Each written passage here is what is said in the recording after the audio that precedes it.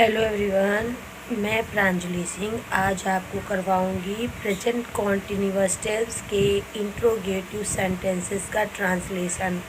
जैसे कि मैंने पहले भी समझाया है कि प्रेजेंट इंडेफिनिट टेंस में भी इंट्रोगेटिव सेंटेंसेस कैसे किए जाते हैं, फॉर्मेट कैसा होता है, कैसे सीक्वेंस रखा जाता है। तो जैसा सीक्वेंस उसमें प्रेजेंट इंडेफिनिट टेंस में रखा जाता है, सेम उसी तरह होगा, बस हेल्पिंग वर्ब में चेंजिंग आएंगी। ठीक है, मतलब उसमें हेल्पिंग वर्ब हम डू डज यूज करते थे, तो इसमें हम सब्जेक्ट के according is am are use करेंगे। तो देखिए कैसे करते हैं विद एग्जाम्पल। ठीक है, चलिए करते हैं, लेट्स सी। पहला ट्रांसलेशन है, तुम चपरासी को गाली क्यों दे रहे हो।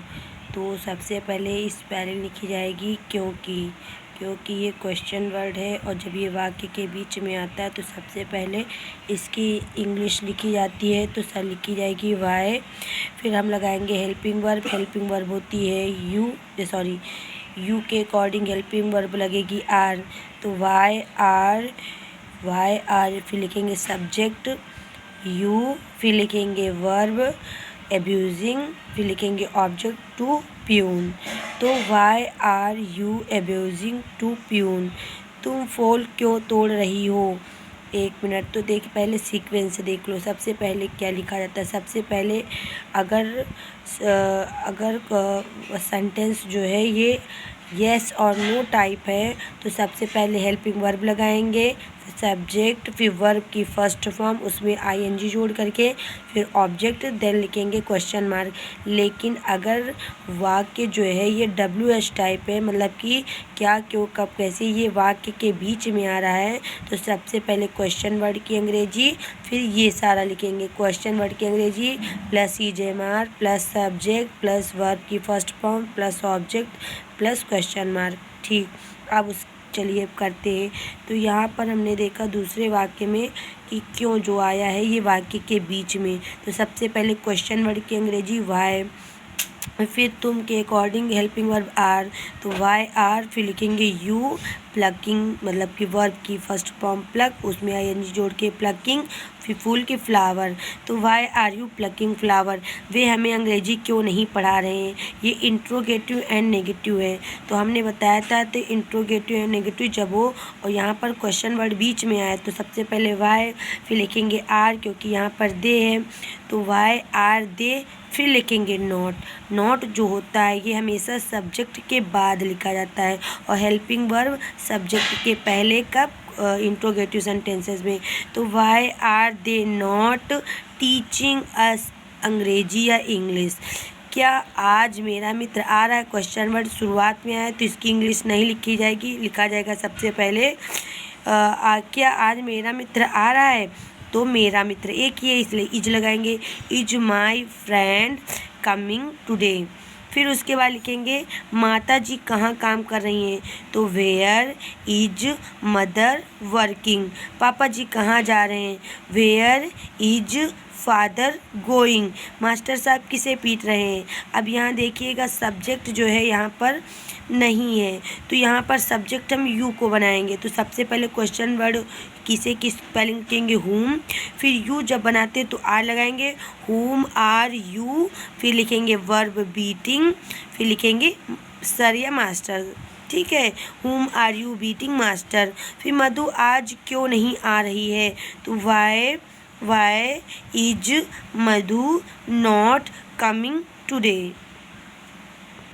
फिर करेंगे क्या रेखा और सुमन दरवाज़ा नहीं खोल रही हैं।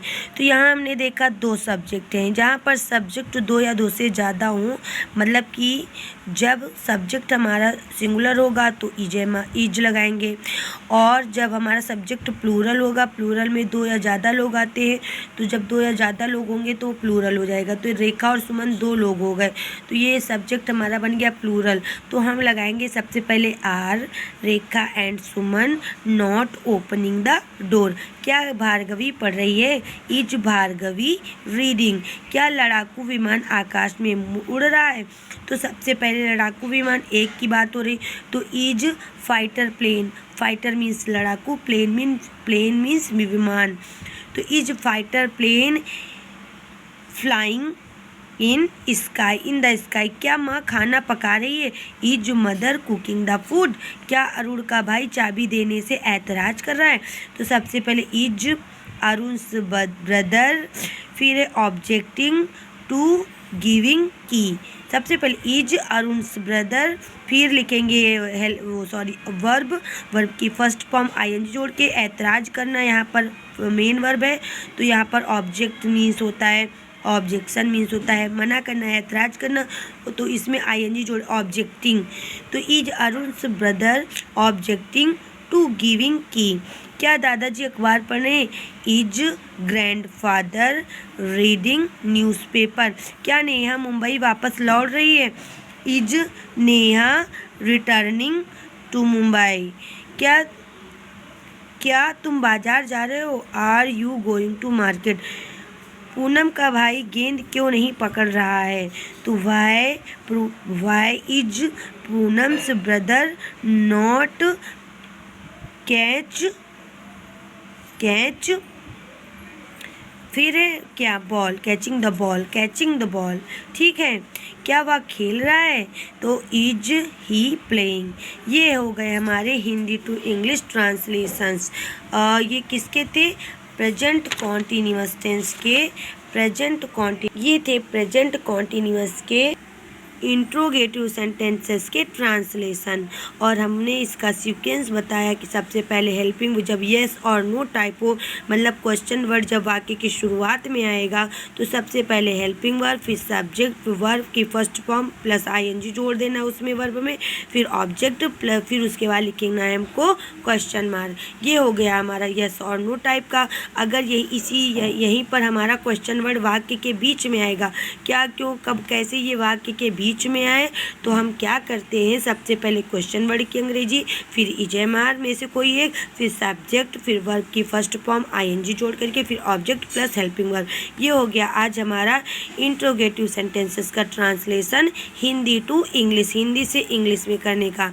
अब कल के वीडियो में आपको बताऊंगी इंग्लिश टू हिंदी, इस पूरे चैप्टर का, मतलब कि प्रेजेंट कॉन्टिन्यूअस के ऑल जितने भी एक्सरसाइजेज हैं उसमें इंग्लिश टू हिंदी करवाऊंगी, ठीक है। तो तब तक के लिए इतना ही पढ़िए, ध्यान से पढ़िए, जो कुछ ना है कन्फ्यूजन हो ज़रूर पूछिए, प्लीज़ कमेंट ज़रूर कीजिए।